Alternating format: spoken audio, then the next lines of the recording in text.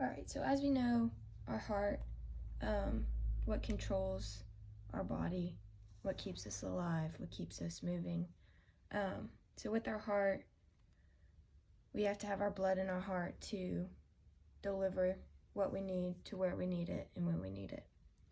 So first, we have to have a depolarization occur in order to get the blood and the signals from the heart to the body.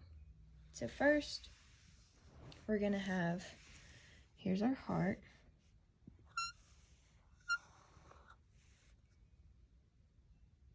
It's a little bit more round than usual, but all right, so here we have, all right, so here's our heart. So here we have right atrium, right ventricle, left atrium, left ventricle.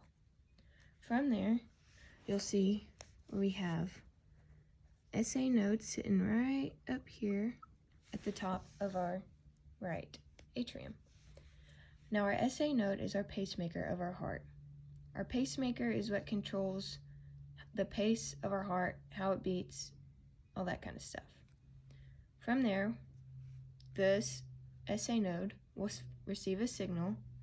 This signal will cause depolarization, where the SA node will start sending that depolarization all across the atria. All right? Now here, instead of it going all the way down the heart, we have right here these electrically dead cells, which prevents that signal from the SA node getting into the ventricles. So we have an AV node. It sits right here at the end of our right atrium. Now our AV node will pick up the signal that's sent from the SA node, and it will deliver it to the bundle of His. Now there's right and there's left for both sides of the heart. From the bundle of His, the depolarization will travel down the bundle branches towards the apex of the heart. All right, both sides of the heart again. And then it'll take a slight curve directed back up towards the top of the heart, and these are called the Purkinje fibers. So we have our SA node, sends our depolarization across the atria. That signal gets stopped at the electrically dead cells. The AV node will pick it up. The AV node will then move it across the septum, where it will deliver it to the bundle of His, both right and left. Those will travel down the bundle branches towards the apex of the heart, curve, directed back towards the heart with the Purkinje fibers. All right? That's just how the blood's getting from up here to down here. All right?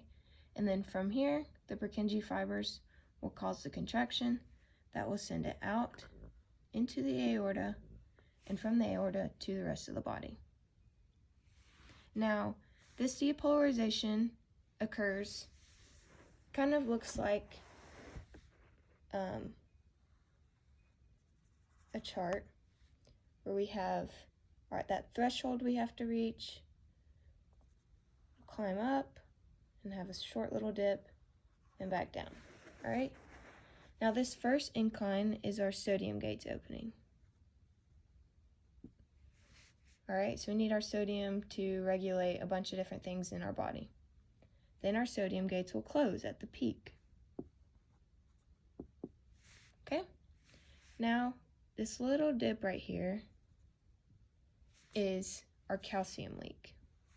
And calcium is very, very important in our body.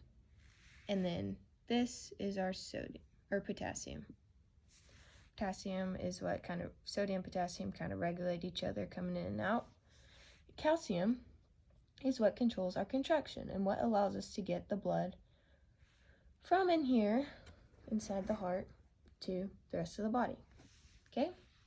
All right, so from the last clip, we saw that here's what causes our depolarization. Our sodium gates are open. They'll reach a peak. Our sodium gates will close. From there, we'll see a calcium leak, and then our potassium gates will open. Our sodium and potassium kind of regulate each other, moving in and out of the cells. Now our calcium, this calcium will travel all the way down into what we see as our contractile tissue. this contractile tissue, so our calcium will travel all the way around into our T-tubules, all right? So here's our T-tubules. Once that calcium gets in our T-tubules, our voltage feet right here will sense that calcium is in the contractile tissue. That will send a signal to the sarcoplasmic reticulum, which holds our calcium, to release some. So then we'll have a release of our calcium. Once our calcium is released, it'll come down here to where we have our troponin I, troponin T, and troponin C. Now our troponin T is what's connecting this to tropomyosin. That's keeping actin locked up. So our calcium is going to come, bind to troponin C, C for calcium, and that is going to cause troponin I to shift. So troponin I will shift, which unlocks tropomyosin, which allows our myosin heads to grab onto our actin. And now that causes a contraction. Once our myosin heads are able to grab onto our actin, using our ADP and inorganic phosphate, that causes our contraction. In order to reset and cause another contraction, we have to create ATP, break that down, and create ADP and inorganic phosphate again to allow the pulling of the myosin heads to the actin. So now back to the heart. As we saw, the contraction comes from the calcium leak. That same calcium leak is what is causing this whole depolarization, or part of this whole depolarization. So as we saw at the very beginning, our SA node is going to receive a signal that's going to cause it to start depolarizing the atria, which is also contracting the atria. The atria are going to contract in order to get the blood from here to the ventricles, okay? From there, our AV node will send that depolarization into the ventricles. Again, this depolarization is causing that contraction because of that calcium leak going in deep into the muscles of the heart. Now, with our contraction of our ventricles, yes, we are depolarizing our bundle branches. However, these are so close to the septum, they're not getting the full squeeze that the Purkinje fibers are able to get.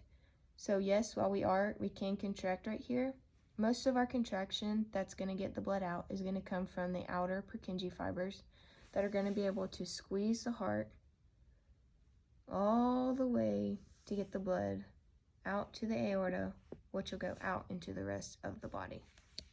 So with our heart, we have many people that experience heart failure. And one specific type of heart failure is called HFrEF. HFrEF is a systolic dysfunction, so meaning like the contraction of our heart is having issues. With HFrEF, the issues are not going to lie within the blood coming in. It's going to rely on the ejection rate. So it's going to have a harder time getting the blood from the ventricles right here out into the rest of the body.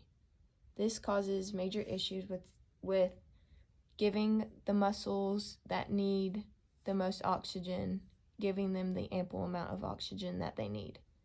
So somebody with HFrEF is going to have a very hard time exercising and doing everyday activities that involve increasing heart rate or anything like that, because their heart is having a hard time getting it from the ventricles right here in the heart into the rest of the body.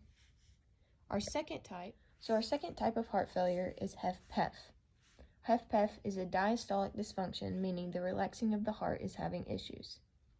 With this, our heart is having a hard time getting blood coming into the heart in order to send it out of the heart. So as mentioned, HFrEF was issues with getting the blood from the ventricles out to the body. With HFpEF, our issue is with filling enough blood into the heart to supply the body. So with HFpEF, we're having to wait a lot longer for our heart to fill to get enough volume so that this contraction can occur to send the blood to the rest of the body. Somebody living with HFpEF isn't as at risk as somebody with HFrEF because our heart is still filling, we're just filling at a lower volume. Whereas HFrEF, we're having all this blood sitting in the heart and unable to deliver it to the muscles that need it. And HFpEF are heart failure issues that can occur within the heart, which impact the person's ability to exercise or perform everyday activities, but our HFpEF is going to be the one with the least amount of risk. However, we still need to watch and monitor somebody with either of these conditions in the body. Now, with both of these, one way that we're able to visualize clinical pathologies is using imaging. So something like an ultrasound or MRI or a nuclear stress test allows us to see where the issues lie within the heart. So one of the ways that we're able to see heart failure in a client is by using imaging modalities. An imaging modality such as an MRI is one that's commonly used to look at heart. MRIs are used to image soft tissues, so hearts and ligaments.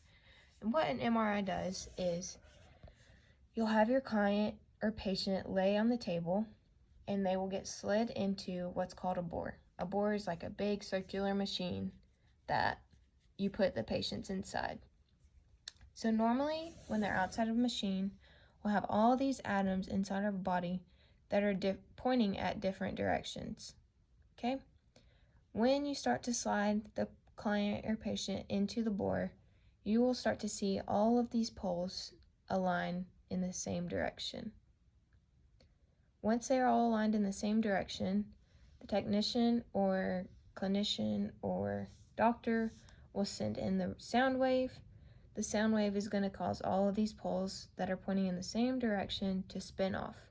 So now they're going to start spinning in different directions and going in different ways. From there, the technician will measure the time it takes for them from the spin off to get back into alignment. So from when they send the sound wave to when they start going back into alignment is recorded by time. That time is unique for different atoms, and this allows the doctors and technicians to see where the imperfections lie within the tissues or ligaments that they are looking at. This is just one of the ways that we're able to see heart failure and any abnormalities within our client or patient. One other imaging modality that we can use to see the heart and get a clear image of the heart is an ultrasound or an echocardiogram. These use sound waves to get the image of the heart. They can be used to image a lot of other things, but for our purpose, we want to look at the heart and the heart failure that our client is experiencing. So what this is we have our patient with our heart failure. We'll use a Doppler, so the imaging tool. We will, once it's turned on, it uses the sound waves as mentioned to get the image of the heart. So here's our heart, and here's our Doppler sound waves getting sent out. Once those sound waves hit something like the heart or anything hard, it's going to reflect and send sound waves back into the Doppler.